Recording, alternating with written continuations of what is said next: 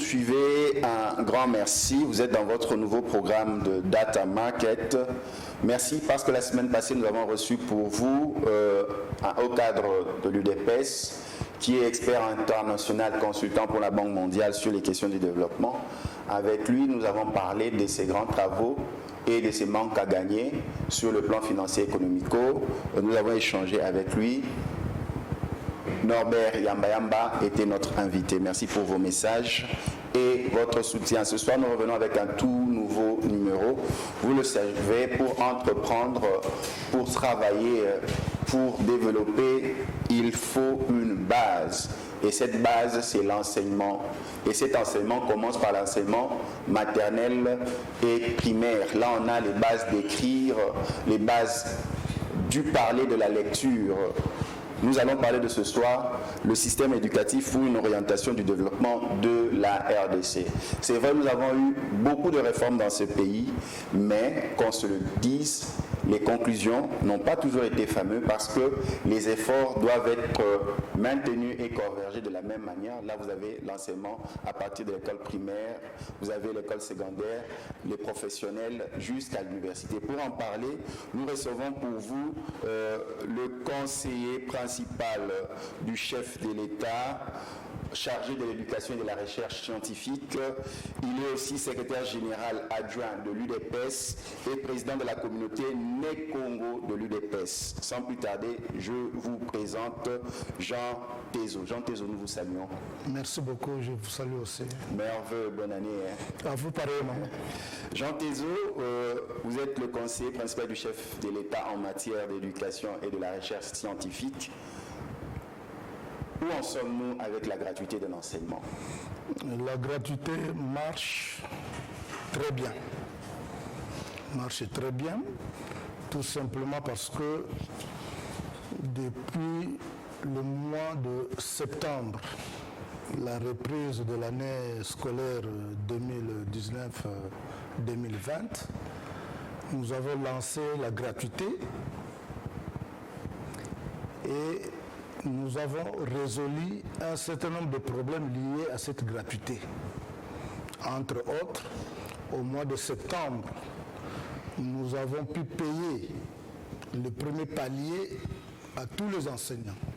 Contrairement à ce qu'on pouvait imaginer, parce que certains pensaient qu'on s'occuperait seulement du primaire, ainsi que de la 7e et 8e. Mais le premier palier a été payé du primaire jusqu'aux humanités. Je prends un exemple. Un enseignant qui avait 163 000 francs congolais avant le mois de septembre, il a touché au mois de septembre plus ou moins 370 000 francs congolais. De deux, au mois de janvier, nous venons de payer les NP, plus ou moins 97 000 enseignants à travers la République. Il nous reste le problème de NU, nouvelles unités. Voilà. Mais pour en arriver, il faudra tout d'abord les identifier. Et c'est le travail qui est en train de se faire maintenant. Mais au-delà de ça, nous, au niveau de la présidence, nous aurons aussi une mission de pouvoir contrôler et identifier tous les bureaux gestionnaires et les bureaux de CECOP et antennes. Et cela pourra se faire d'ici là.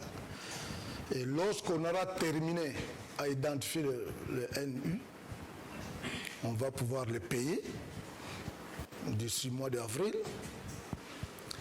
Après le paiement de NU, on va pouvoir identifier l'ensemble du secteur. Et lorsqu'on aura identifié l'ensemble du secteur, Et cette identification sera biométrique. C'est alors qu'on va pouvoir payer le deuxième palier. Donc voilà un peu là où nous en sommes. Vous nous avez présenté un panorama de la gratuité, mais la problématique des infrastructures, comment la présidence pense y répondre efficacement? C'est bien, il y a la gratuité, mais nous avons certains coins de la République où il manque de salles de classe, où il manque aussi des enseignants formés, où il manque de toute fourniture. Qu'est-ce que vous en pensez, vous qui êtes le conseiller principal du chef de l'État dans cette matière? Merci beaucoup pour la question. Nous le savions que la mise en place de cette gratuité poserait le problème d'afflux d'enfants. Et réellement, il y a eu afflux. Parce que c'est plus ou moins 4 millions d'enfants que nous avons récupérés. 4 millions. Plus. Et les conditions d'accueil n'ont pas suivi. Et pour cela, il y a un plan qui consiste à construire des nouvelles écoles ou à ajouter des nouvelles salles de classe. Il y aura deux possibilités. Pour certaines écoles, après, nous sommes en train d'identifier les besoins. Il faut combien de salles de classe pour une école qui a reçu autant d'élèves? Ces besoins sont en train d'être identifiés. Et nous sommes en train de réfléchir aussi, non seulement réfléchir avec certains partenaires pour qu'il y ait fabrication des salles de classe, fabrication de salles de classe, on appelle les salles préfabriquées, de telle manière que les besoins étant identifiés, on dit par exemple en Gilles, pour telle école, il faut 10 salles de classe, on va apporter ces salles de classe préfabriquées, on le dépose et on les installe, ainsi de suite. Mais pour certains milieux, on va réellement construire.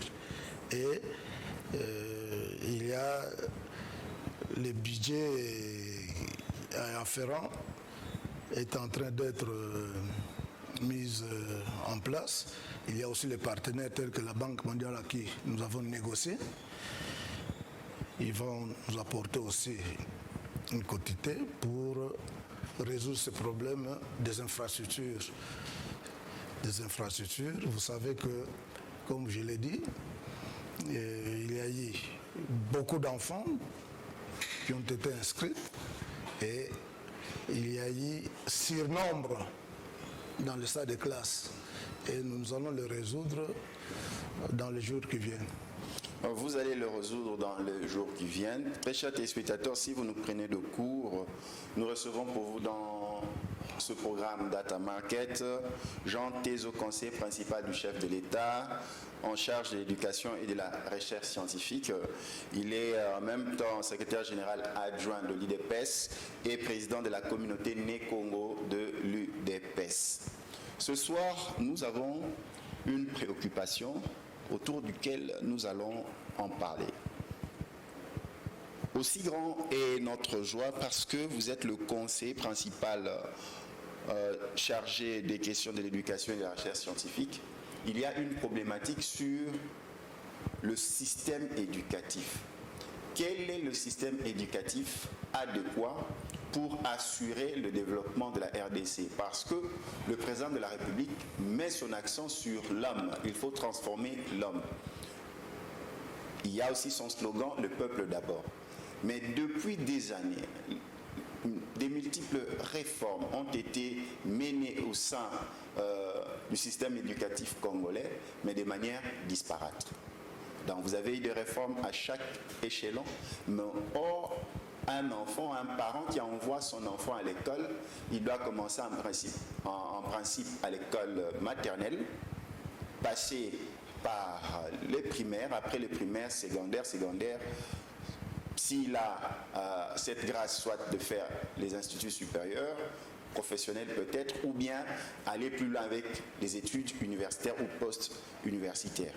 Mais qu'en est-il de cette grande question de la réforme du système éducatif congolais?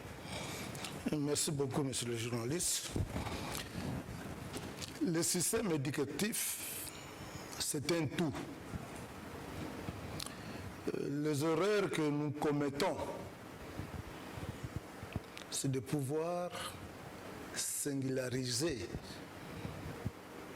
ces problèmes au niveau des secteurs. La formation professionnelle veut organiser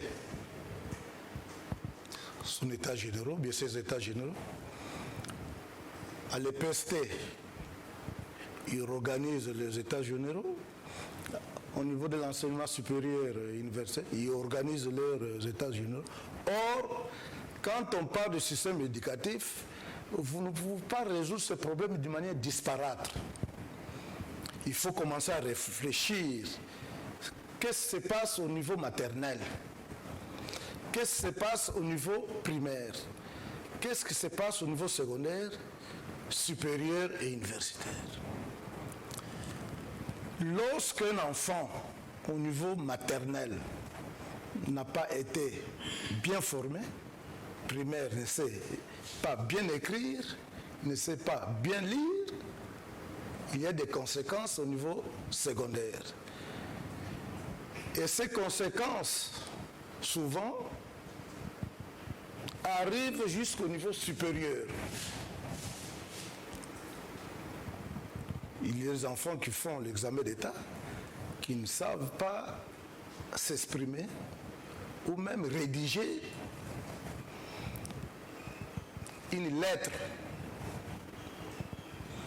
Mais la conséquence, c'est quoi? Quand vous allez à l'université, lorsqu'un professeur dicte le cours, il y a des étudiants qui ne prennent pas note. Il ne faut pas semblant, mais parce qu'ils ne savent pas prendre note, la dictée. Vous savez que quand vous allez à l'école primaire, la dictée, il y en a qui les négligent. Même au secondaire, vous allez vérifier, beaucoup de professeurs de français ne donnent plus la dictée, la rédaction, etc. Et la conséquence jusqu'au niveau supérieur universitaire. Jusqu'au niveau professionnel. Professionnel. On ne sait pas écrire. Maintenant, lorsque vous êtes au niveau supérieur, vous voulez organiser vos états généraux pour voir le système particulièrement des supérieurs, etc. Sans analyser, décortiquer ce qui se passe au primaire, maternel et secondaire. C'est pourquoi tout ce qu'on fait, toutes les réflexions qu'on peut faire au niveau universitaire pour réformer, etc., ça pose toujours problème.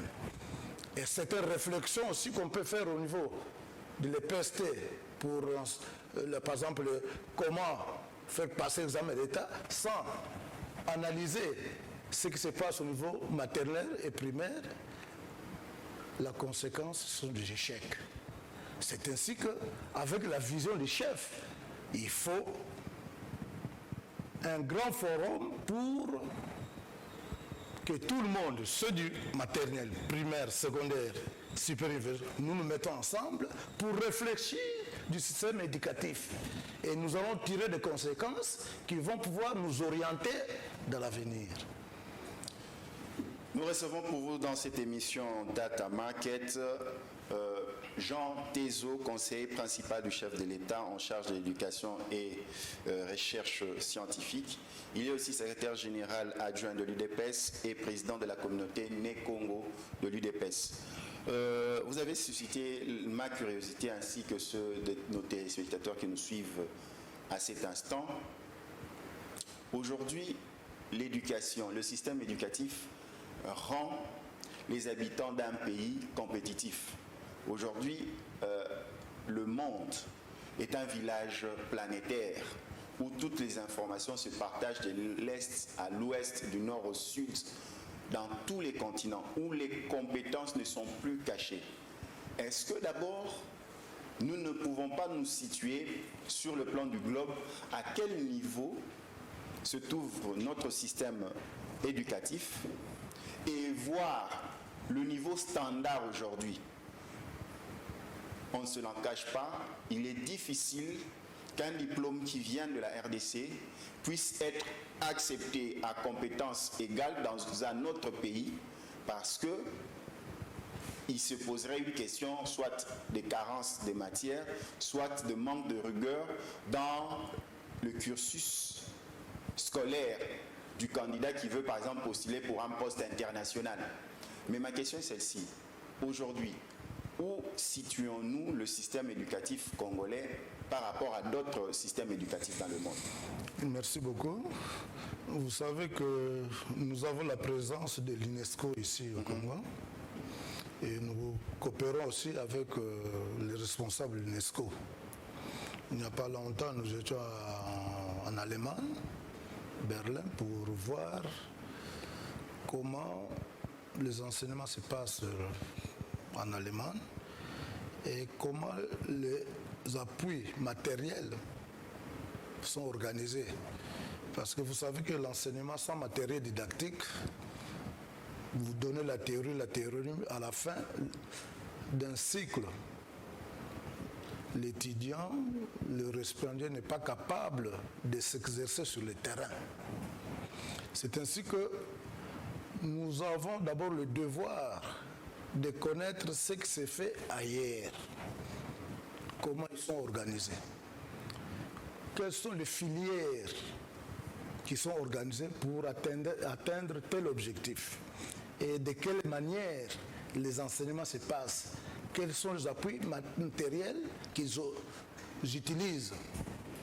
Parce que vous conviendrez avec moi, que ce soit au secondaire, que ce soit à l'université, beaucoup terminent leur cycle sans connaître, sans même palper du doigt, sans même voir le matériel de base utilisé dans sa filière. Vous verrez un ingénieur électricien qui n'a jamais touché à un matériel électrique de base.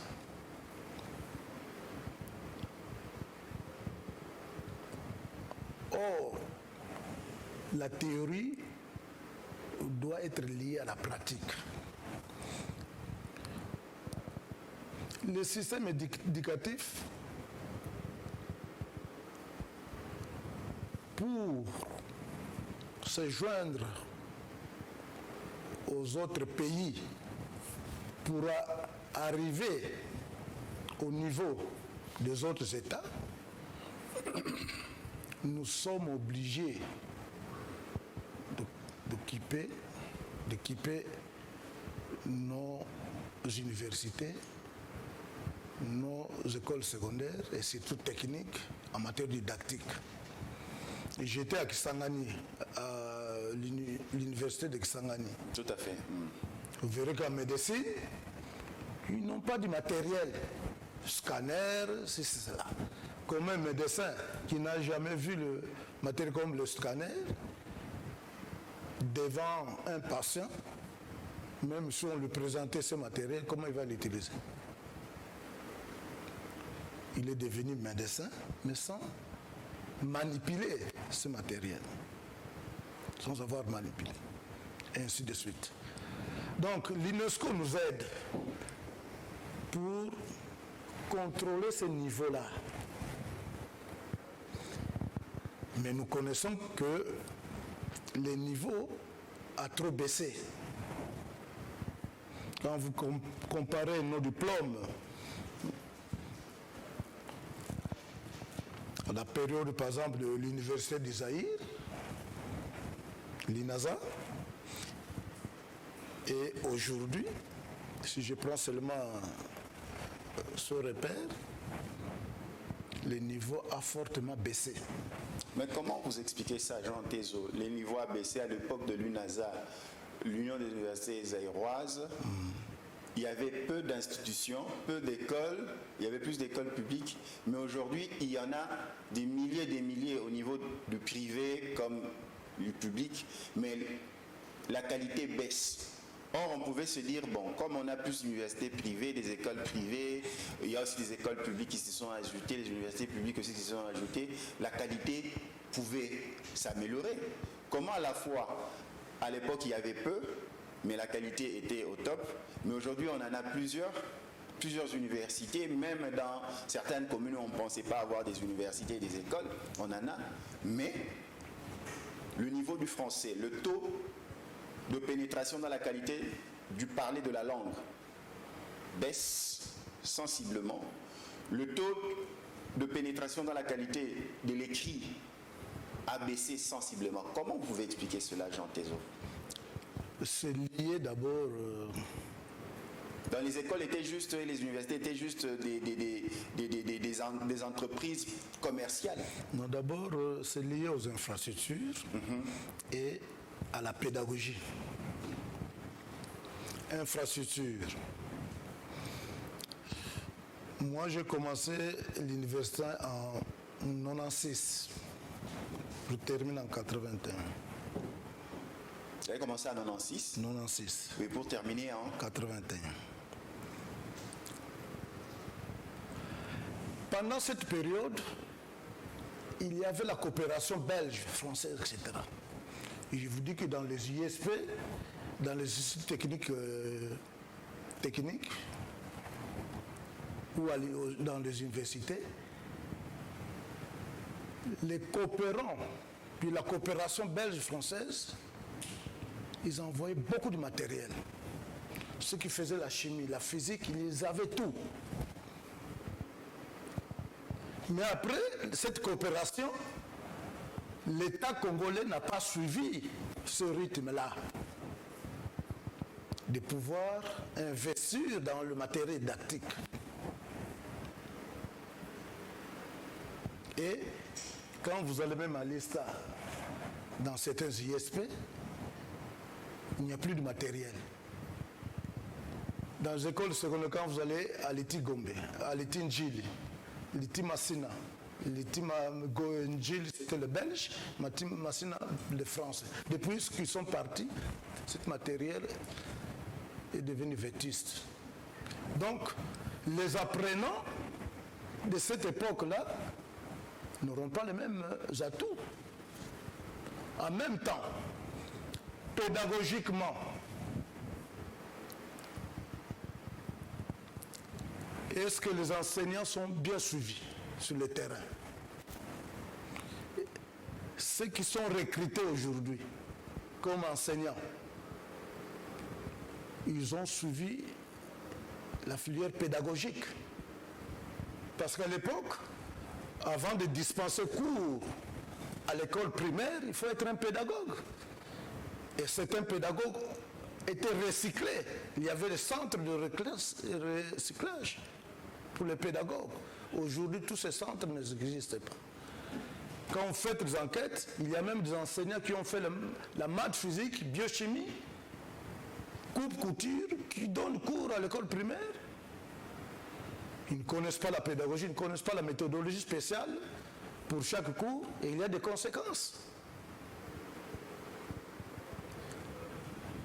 Donc je reviens encore qu'il y a un problème de la pédagogie et problème des infrastructures. Vous allez dans certaines écoles où il n'y a pas de banc, où il n'y a pas de tableau. Je vis, je ne sais pas, au Kasaï occidental ou oriental, un enseignant dans une salle de classe, il prend un carton, comme le carton de Pilchard ou de Thomson, il met contre le mur quelque part, et puis il est en train d'écrire. Donc comment l'enfant peut apprendre dans ces conditions à mieux écrire l'orthographe? Ce cours d'ailleurs d'orthographe l'a négligé. Donc, Ce qui se passe au primaire, vous n'avez pas de bons tableaux, vous n'avez pas d'enseignants préparés dans la manière d'orthographier le mot, les lettres, etc. Mais les conséquences, c'est ce que nous vivons. Donc il faut qu'il y ait des centres de formation, de recyclage des enseignants du primaire et même du secondaire. Et il faut seulement recruter, surtout au primaire, des enseignants pédagogues. Et ce qui affecte parce qu'ils veulent à tout prix engager, ils engagent n'importe qui. À l'époque, quand vous n'êtes pas pédagogue, vous ne pouvez pas toucher à la craie. Et même au niveau du secondaire, il faut être d'abord un agrégé. Tu peux avoir fait la chimie au campus, à l'université, mais il faut faire une année d'agrégation pour toucher la craie. Maintenant, tout ça, c'est pourquoi je dis il faut revoir le système éducatif. C'est de tout ça qu'il faut pouvoir parler. Jean Tézou, maintenant, comment on va revoir ce système éducatif? Comme vous le dites, déjà, nous avons plusieurs ministères qui entrent en jeu. Oui. Par exemple, est-ce qu'il faudrait regrouper ces ministères, qu'ils soient managés par un même manager? Ainsi, aux autres, on donne des départements pour converger. Comment on va faire déjà? Comment, sur le plan politique et administratif? Non, le problème ne réside pas à ce niveau-là. Nous avons la présidence qui donne la vision. Nous disons la présidence, enseignement supérieur universitaire, formation professionnelle, métier artisanat, EPST, et même la recherche scientifique. C'est lié. Vous étiez à l'université, si vous menez des enquêtes de recherche, etc., ces recherches sont liées au ministère de la Recherche scientifique. Vous êtes à l'issue, mais il y a de corrélations avec nous sur ça. Tous ensemble, la présence en tête, nous nous mettons autour d'une table et nous réfléchissons. Ce n'est pas que, comme je le disais tout à l'heure, ceux des supérieurs réfléchissent à côté, c'est de tout ça. Et après, nous allons pouvoir retenir comment l'administration scolaire doit fonctionner. Est-ce qu'il faut réunifier? Et il faut que ça reste sur l'organigramme que nous connaissons, les organigrammes que nous connaissons actuellement. Donc c'est tout ça, c'est le système éducatif. Nous devons définir les organigrammes, quelles sont les directions qu'il faut retenir, parce qu'on a créé plusieurs directions, seulement pour engager ou pour avoir l'argent. Mais nous devons définir les directions et les services essentiels pour que notre système éducatif arrive au bon port. Parce qu'à l'époque, tout ce que nous connaissons n'a pas existé. Pour revenir au système éducatif, les réformes, vous savez d'abord qu'à l'enseignement supérieur universitaire, si nous pouvons parler de réforme, la première réforme c'était en 54-55, la création de l'Ovanium. Cette réforme-là est allée jusqu'en 60 et en 61, il y a eu une deuxième réforme. Au lieu qu'il y ait seulement l'université Lovanium, on a créé l'université officielle à Lubumbashi, l'université protestante à Kisangani. Après cette réforme, nous sommes arrivés en 71-72 avec la création de l'INASA. On a réduit les universités, que ce soit 3 campus, les instituts pédagogiques, les instituts techniques. Tout ça, c'était l'Université nationale du Zaïre avec un seul recteur, Tshibangou Tshissou. Et enfin, en 1983, une autre réforme, on a créé le conseil d'administration des universités, des instituts supérieurs pédagogiques et des instituts techniques. Et en même temps, la bourse était supprimée. Parce que nous, à l'époque de l'INASA, nous avions la bourse. Et avant ça aussi. Maintenant, cette réforme a eu comme conséquence la déperdition même surtout avec la prise en charge l'éducation par les parents. Par les parents, même au niveau de l'université, les étudiants qui n'avaient plus la bourse, pas de frais de fonctionnement dans les universités, et cette prise en charge a eu comme conséquence pratiquement le niveau de l'enseignement, la méthodologie, la manière de transmettre. Vous savez qu'à notre époque, ce qu'on appelait 15 minutes académiques. Un enseignant qui n'arrive pas à temps, après 15 minutes, on fait le rapport à l'académie. Et puis là, ces conséquences, et puis les enfants, les étudiants pouvaient sortir pour s'occuper d'autres choses. Aujourd'hui, un enseignant de l'université peut arriver quand il veut. Prenons par exemple au campus. Le calendrier académique n'est jamais respecté. L'année académique à l'époque, c'est le 15 octobre. Et au mois de juillet, vers la fin, 31 juillet, c'était terminé. Mais au campus, à l'université de Kinshasa, même aujourd'hui, on est en train de chercher à interroger, examiner les étudiants pour l'année académique passée. Mais tout ça, ça influe sur la valeur même de nos diplômes et notre niveau. Quand le calendrier n'est pas respecté, ça influe sur l'organisation et même sur le système éducatif. Donc tout ça, ça doit être repensé. Doit être repensé. Et on doit le repenser. Ce n'est pas une seule personne, ce n'est pas un seul secteur qui va se mettre au coin pour dire que non, c'est tout le monde. Nous avons des universitaires de tous bords, ceux qui sont au service comme ceux qui ne sont pas au service. Nous allons réfléchir avec nos partenaires extérieurs aussi, qui sont représentés ici. Très chers téléspectateurs, si vous nous prenez de cours, nous recevons pour vous Jean Tezo, conseiller principal du chef de l'État, en charge de l'éducation et de la recherche scientifique. Il est aussi secrétaire général adjoint à l'UDPS et président national de Né-Congo à l'UDPS. Jean Tezo, nous sommes en train d'avancer, c'est déjà la courbure de notre émission. Mais les téléspectateurs qui nous suivent, que ce soit les enseignants, ils lancent la balle à la présidence, ça veut dire l'État. Quelle est la part allouée pour le système éducatif dans le budget?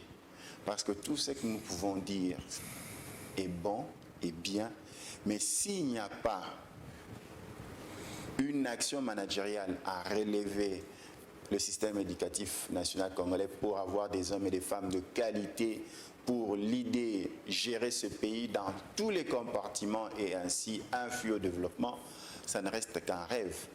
Comment faire pour élever la cagnotte que l'on alloue à l'enseignement national en RDC? Comment faire pour élever cela? Merci beaucoup pour la question. D'abord, les efforts que nous tous, Congolais, devrons faire pour affluer les caisses de l'État.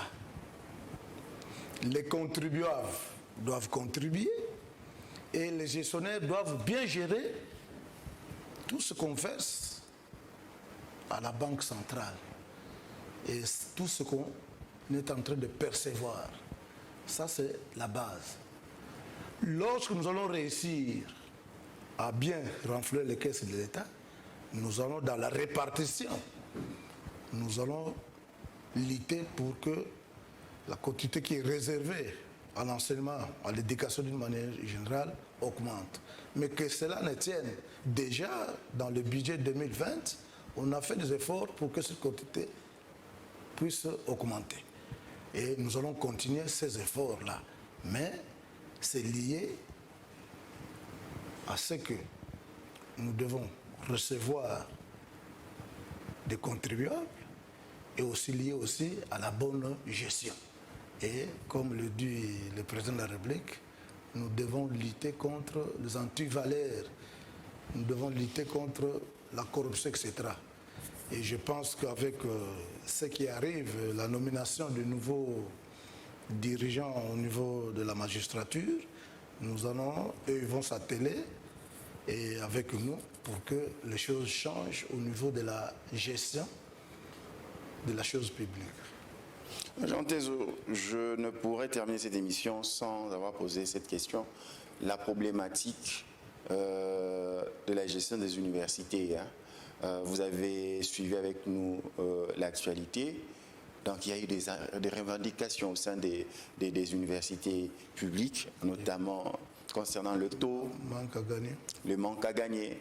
Et puis, je peux le dire, permettez-moi, les caprices des professeurs des universités. Comment gérer? Les étudiants disent qu'ils viennent des familles pauvres. Le président d'ailleurs de la République avait reçu le comité des étudiants. Mais comment aider ces étudiants-là qui disent qu'ils viennent des familles pauvres, que le taux qui leur a été imposé est très élevé, ils n'arrivent pas à suivre pour avoir des études de qualité, et de l'autre côté, les enseignants qui réclament toujours leur amélioration, surtout les professeurs, leur amélioration en prise en charge par l'État, qui a encore mis sur la tête des étudiants. Jean Tezo. Merci beaucoup, monsieur le journaliste. Revenons à la case de départ.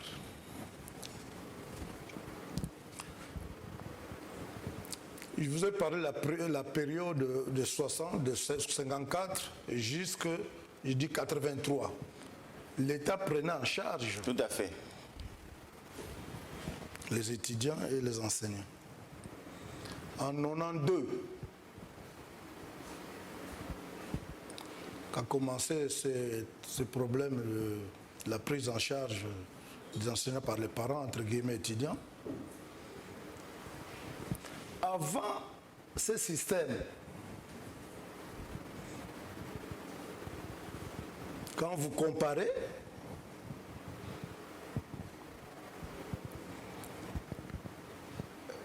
les enseignants se contentaient du salaire qui était donné par l'État. En même temps, pendant cette période, comparativement à celle-ci, le niveau de l'enseignement était élevé. Par rapport, je dis comparativement. À fur et à mesure que ce système de la prise en charge a été inféodé un peu partout, nous avons constaté l'acharnement même des autorités académiques professeurs sur cette part-là, part provenant des parents. Nous tous, nous sommes Congolais. Comment vous allez imaginer un enfant dont les parents est fonctionnaire, il a $100 ou moins de $100, et il envoie son enfant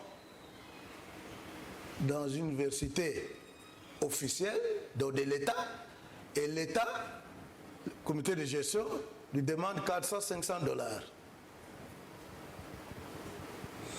Et ce qui entoure les officiels, les professeurs, s'acharnent sur ça.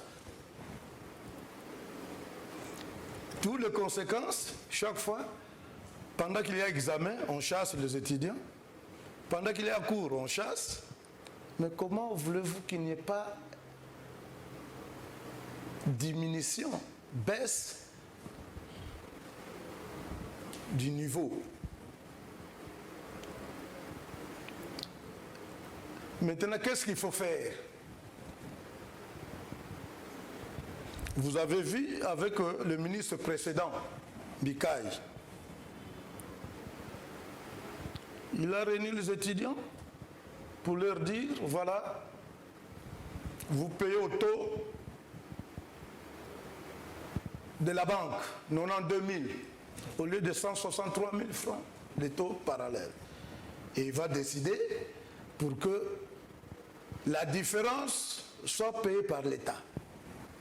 Comme une histoire privée, vous allez décider que l'État supporte la différence. Peut-être c'était pour éviter la grogne sociale. Mais c'était mal parti. C'était là le départ, le mauvais départ. Les conséquences, il faut les tirer. C'est l'État qui pouvait dire, voilà, moi j'ai autant dans ma caisse et j'ajoute autant. Mais dire, voilà, la différence là, moi je supporte. Et quand il dit il supporte, il ne prend même pas de dispositions. Quelles sont les dispositions qu'il faut prendre? Même aujourd'hui, les professeurs réclament le manque à gagner. Bien, je suis d'accord. Mais moi j'ai dit, il faut d'abord identifier, il faut recenser. Il y a des institutions qui avaient perçu au taux normal, qui n'avaient pas de problème. Mais avec cette revendication, tout le monde est aligné, manque à gagner, manque à gagner. En même temps, j'étais à Kisangani. Une institution universitaire telle qu'Kisangani inscrit au début de l'année académique, 11 000, plus ou moins 11 000 étudiants. J'étais là au mois de juin, dépercussion, 5 000 et quelques. Mais lorsqu'ils réclament le manque à gagner, ils prennent les effectifs de la rentrée académique. Ça aussi, c'est une tricherie. Mais vous aussi, vous êtes allé loin en tant que gouvernement, en tant que présidence. Oui. Vous êtes allé encore soutirer dans la prime des enseignants, des professeurs, 30% de l'IPR. Non, écoutez, là, je vais répondre à ça. Oui, oui. Ils se plaignent, ils se disent non, déjà ils n'ont rien. Je vais répondre à ça. Je reviens d'abord à la première question pour vous dire que ce problème de manque à gagner, cet esprit-là a prévalu jusqu'à la rentrée académique actuelle. Au lieu d'analyser les faits, les problèmes ainsi posés l'année académique passée, ils se sont concertés pour déterminer les frais académiques. Et est-ce qu'ils ont bien communiqué avec les étudiants? Moi, je relève d'abord qu'il n'a pas eu une bonne communication. Comme vous avez dit, l'acharnement des uns et des autres, ils voulaient à tout prix qu'on augmente ou qu'on détermine. Mais il fallait communiquer aussi, préparer les esprits des étudiants. Voilà, l'année passée, il y avait problème de manque à gagner, problème de taux. Cette année ici, nous allons faire ça. Vous communiquez. Après, vous allez vous réunir pour dire, voilà, par rapport à tel élément, le comité de gestion étudiant et ainsi de suite, nous nous concertons et par rapport aux éléments relevés de la base, etc., nous fixons tout ça. En tenant compte, parce que le président insiste. Nous avons commencé la gratuité à l'école primaire, secondaire, etc. Mais il faut toujours avoir dans l'esprit de pouvoir alléger la tâche, alléger. On ne supprime pas, mais il faut alléger. Est-ce qu'on a allégé?